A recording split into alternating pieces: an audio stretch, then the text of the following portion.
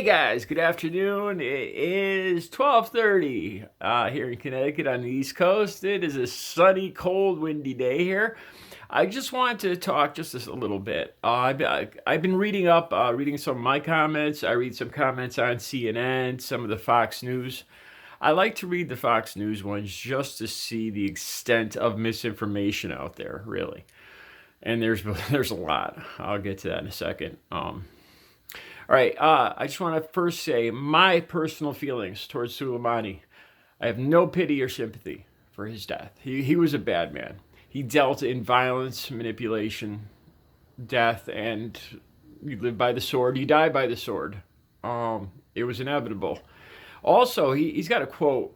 He had a quote that one of his greatest goals was martyrdom, but the hills and valleys wouldn't grant it to him, meaning that he desired to die in battle as one of his greatest goals. So, yeah. And then again, too, I was reading up on this. This bothers me. That during the Iraq War, that he taught a lot about the roadside bombs, how to build and bury those. That bothers me. Those are some of the most hideous, evil things ever created. Reminds me of the bouncing Bettys they used to call them from what was it? I don't know if it was Vietnam or World War II. You know, that would the bomb that would come up out of the ground and then explode about waist level. Hideous, hideous, terrible weapons of war. And I consider the roadside bomb one of those. And apparently he had a hand in that. Some of the other interesting facts. I think one of the biggest things I've learned in any kind when you have an adversary is to never underestimate your adversary. Never underestimate your adversary. I learned this. I learned this when I've had my ass kicked by guys smaller and younger than me because I was drunk, I was full of bravado, and I did not give them enough credit, and I got the holy bejesus kicked out of me. Never underestimate your opponent, and know your adversary. I see this stuff from Trump supporters, and they're very bothered by the descriptions of media and people describing how he was looked at by Iran. And I think that's essential. With troops going to that area now, if I was one of the parents of those troops or anybody in any way connected with those troops, I would want to know as much as possible as to what these boys are getting sent into, what to expect. And the way to know that is to know how the Iranian people, how the Shiite people looked at him. And it appears that Trump supporters were very bothered by reports that he was revered, which he was. So, and they right off the bat, just like their God, they spin it around.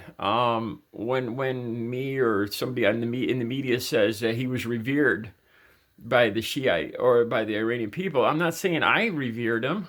I think he was an evil person.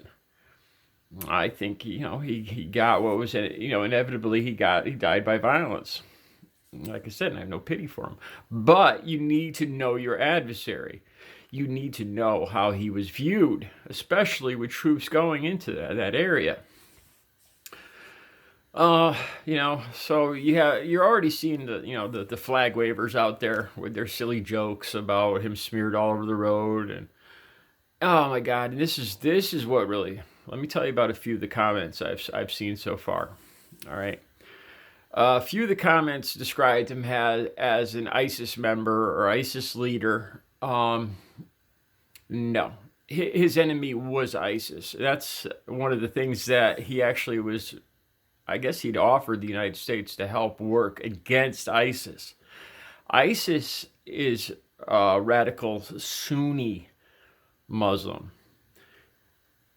Soleimani was Shiite Muslim. Enemies. So no, that's it's that kind of stuff that makes me cringe, man. You know, yes, he's a bad guy, but at least understand who you're talking about. Know the person. Know your adversary. Yeah. So there's this comment describing him as a ISIS member, and that's wrong, man. It's wrong. You know, it's misinformation. And then there was another one talking about him and Bin Laden. No, wrong again. He had actually offered to help America against Bin Laden. Like they say, so how's it go? The enemy of my enemy is my friend. And there was a couple of cases where Suleimani offered or did work with the United States. One of the biggest things that fucked that up was Bush, was George, good old GW. GW and his speech about evil. Um, how do you phrase it? I forgot how he phrased it, but he called Iran and the Shiite, his people, evil, and that was the end of the cooperation, really. So yeah. Oh, and let me tell you about this one. I don't even like saying this comment. One comment I read, and the messed up thing. This was on Fox News, and the messed up thing is none of the other readers or commenters corrected these things. I don't know if they didn't know how badly what misinformation it was, that he was like tied to ISIS, that he had something, I can't remember what it was, something in common with Osama bin Laden. And that's no, those were the Osama bin Laden and ISIS were mutual enemies. Both us and Soleimani were enemies of them. Oh yes, so this last ridiculous comment that made me cringe. One of the Fox viewers commented about dot heads, a very racist term. Now, if I'm not mistaken, I believe these racist people, when they say dot heads, I believe they're talking about brown people with the dot here. I forgot. I think the dot is called a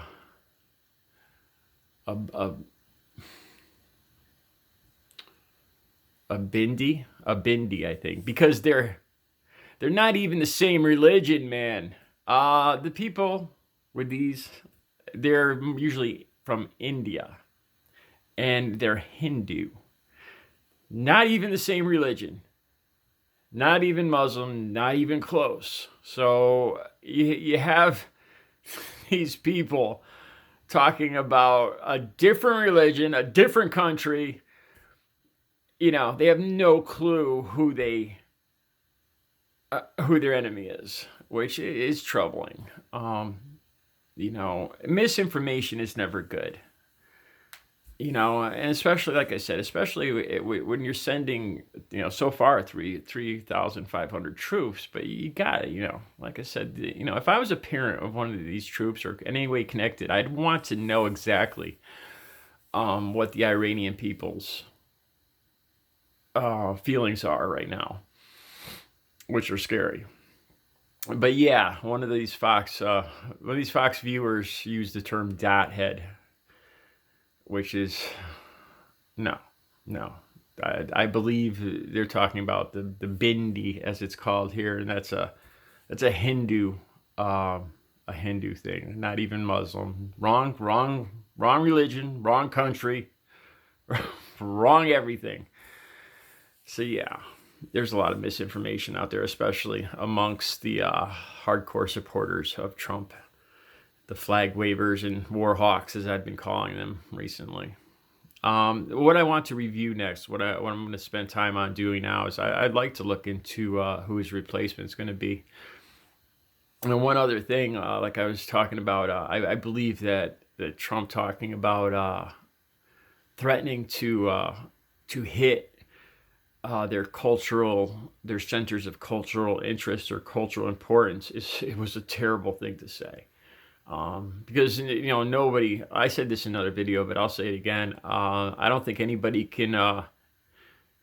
Everybody's going to think mosques, and now you're making way more enemies. You're as Bo called them, proxies across the world. I wouldn't travel abroad anywhere right now. I shouldn't laugh at that, but because with him saying that, he's, basically threatening historic or culturally significant mosques. He's making millions more enemies. It would be my estimation, my opinion. Been very, very, very determined enemies. Because if they get the feeling that Trump wants to bomb their mosques, they're gonna start getting the fanatical feeling that they need to die for this, that they want to, martyrs and all that, and that does not bode well for Americans abroad or Americans at home either. So yeah, I just wanted to share those things with you, especially my feelings on, like I said, I have no pity or sympathy for Soleimani, but I am a big believer in knowing your adversary, and I'm a big opponent of misinformation. I hate misinformation, man, and there's plenty of it out there already. So I hope I cleared a few things up. Have a great Sunday night, man. Enjoy it. All right.